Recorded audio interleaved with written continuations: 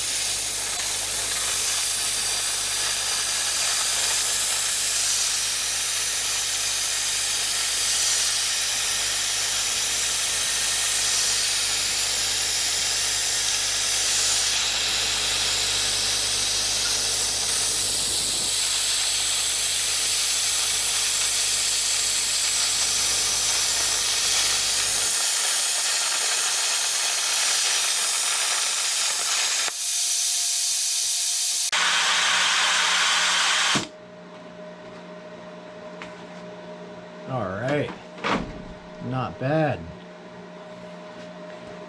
See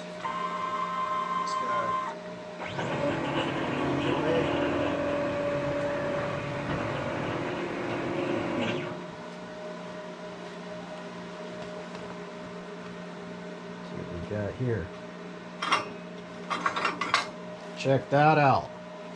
Looks like a, ooh, it's hot, hot. Fairly mount to me. So I clean that up with an angle grinder, and my buddy Journeyman will be in good shape for his winch mount.